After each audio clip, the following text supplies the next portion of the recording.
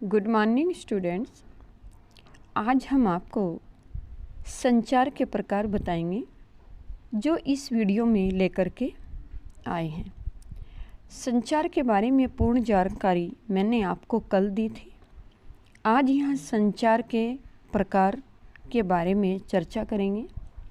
संचार एक बहुत जटिल प्रक्रिया है। इसके कई रूप होते हैं।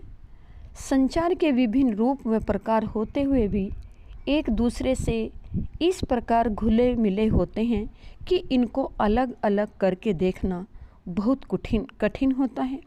और इसी सुविधा के अनुसार हम आपको इसके प्रकार के बारे में यहाँ बताएंगे। नंबर 1, सांकेतिक विचार। जैसा कि इस शब्द से ही विदित होता है, संकेत के द्वारा जब हम किसी को बुलाते हैं या कोई कार्य कहते हैं और संकेत के द्वारा उसकी ओर इशारा करते हैं तो उसे सांकेतिक संचार कहते हैं। नंबर 2, मौखिक संचार। जब हम किसी को प्रणाम करते हैं, नमस्ते करते हैं, उसका अभिवादन करते हैं या हाथ जोड़कर नमस्ते करते हैं तो उसे मौखिक संचार कहते हैं। नंबर 3, अमौखिक संचार। ऊपर के संचार में नमस्कार या प्रणाम शब्द का उच्चारण मौखिक संचार है। हथेलियाँ जोड़कर या हाथ जोड़कर क्रिया करना यह मौखिक के साथ साथ संचार की अमौखिक क्रिया भी है। हम अनेक बार मौखिक संचार की अमौखिक क्रियाओं द्वारा सहायता करते हैं। कहने का भाव है कि मौखिक संचार की सफलता में अमौखिक संचार की महत्वपूर्ण भूमिका रहती है। हमारे जीवन की कुछ महत्वपूर्ण भावनाएं मौखिक से कहीं अधिक अमौखिक संचार के माध्यम से व्यक्त होती हैं, जैसे खुशी प्रकट करना, दुख प्रकट करना या डर दिखाना। नंबर 4, अंतर्वैयक्तिक संचार। जब हम अपने आप से बातें करते रहते हैं, कई बार देखा जाता है कि व्यक्ति अपने आप ही स्वयं बुड़बुड़ाता रहता है, कुछ बातें करता है, उसे अंतर्वैयक्तिक संचार कहते हैं। या कोई योजना बनाते हैं तो भी एक प्रकार का संचार ही है। इसमें संचारक संदेश भेजने वाला और संदेश प्राप्त करने वाला एक ही व्यक्ति होता है। इसे अंतर्वैयक्तिक संचार कहते हैं। अंतर्वैयक्तिक संचार ही संचार का बुनियादी रूप है। किसी भी संचार का आरंभ यहाँ से ही होता है। हम पहले अपने मन में सोचते हैं, फिर किसी दूसरे से संवाद करते हैं या सोच विचार करना या विचार मंथन करना अंतर्वैयक्तिक संचार कहलाता है। नंबर 5, अंतर्वैयक्तिक समाचार।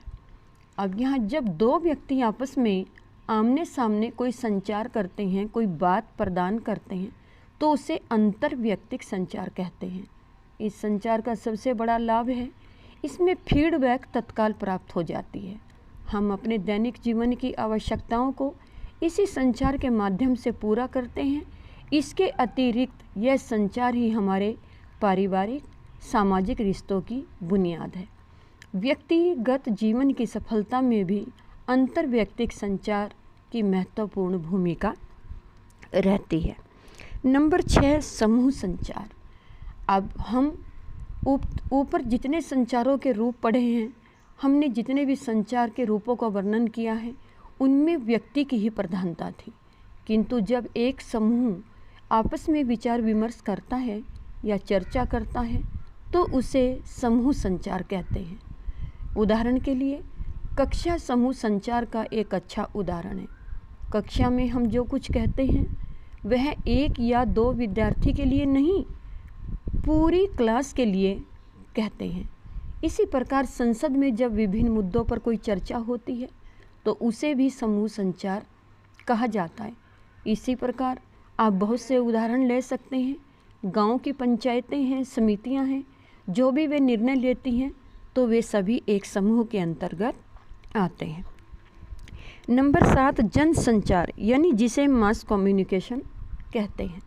जब हम व्यक्तियों के बड़े समूह या पूरे समाज के साथ प्रत्यक्ष रूप से संवाद करने की अपेक्षा किसी तकनीकी या यांत्रिक माध्यम के द्वारा संवाद करते हैं तो उसे जनसंचार कहते हैं। इसमें एक संदेश को यांत्रिक माध्यम के द्वारा बहुगुणित किया जाता है ताकि उसे अधिक से अधिक लोगों तक पहुंचाया जाए। उदाहरण के लिए जैसे अखबार, रेडियो, टीवी, सिनेमा या फिर इंटरनेट आदि के द्वारा ये जनसंचार के प्रमुख माध्यम हैं। अब मैंने आपको संचार के बारे में बताया। यहाँ संचार के कार्य क्या हैं, यहाँ प्रकार थे, कार्य। अब संचार जो है वो क्या कार्य करता है, जनसंचार किसे कहते हैं। संचार ही हमारे जीवन में अत्यधिक उपयोगिता है।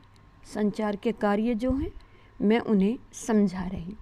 नंबर 1, संचार का प्रयोग हम दैनिक जीवन की ज़रूरतों की पूरी के लिए करते हैं। यथा अपने मित्र से पुस्तक मांगना, हम संचार का प्रयोग करते हैं। नंबर 2, जीवन में कुछ सूचना प्राप्त करवाने का कार्य भी संचार ही करता है।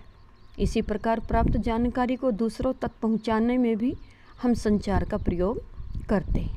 नंबर 3, नियंत्रण की प्रक्रिया में भी संचार प्रमुख कार्य करता है।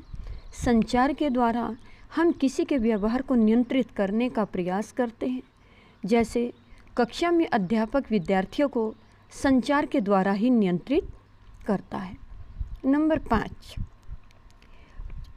4 हो गया, अभिव्यक्ति संचार का अन्य प्रमुख कार्य है। जनसंचार का उपयोग हम अपनी भावनाओं की अभिव्यक्ति के लिए करते हैं। हम अपनी खुशी, दुख, निराशा, डर आदि भावों की अभिव्यक्ति विशेष रूप से संचार के द्वारा ही करते हैं, भले चाहे वह मौखिक हो या अमौखिक। नंबर 5, सामाजिक संपर्क बढ़ाने का कार्य भी संचार बखूबी करता है। किसी भी समूह या समाज में आपसी संपर्कों को बढ़ाने का कार्य हम संचार के द्वारा ही कार्य करते हैं। सामाजिक संबंध एवं सामाजिक संपर्क को बढ़ाया जाता है। नंबर 6, समस्याओं के समाधान हेतु भी हम संचार का प्रयोग करते हैं। व्यक्तिगत समस्या हो या अंतर्व्यक्तिक संचार समस्या हो तो ये सब संचार का प्रयोग के द्वारा किया जाता है। समाज की समस्याओं को दूर करने के लिए समूह संचार काम में लाया जाता है। नंबर 7, जब हम किसी वस्तु या विषय या संदेश के प्रति अपनी प्रतिक्रिया को संचार के माध्यम से अभिव्यक्त करते हैं तब हमें कोई संदेश मिलता है, चाहे वह संदेश सकारात्मक या नकारात्मक प्रतिक्रिया अभिव्यक्त करते हैं। बच्चों, इस वीडियो में मैंने आपको ये 2 प्रश्न समझाए हैं। कल हम जनसंचार की चर्चा करेंगे। ये ऊपर के जो क्वेश्चन थे ये संचार के थे।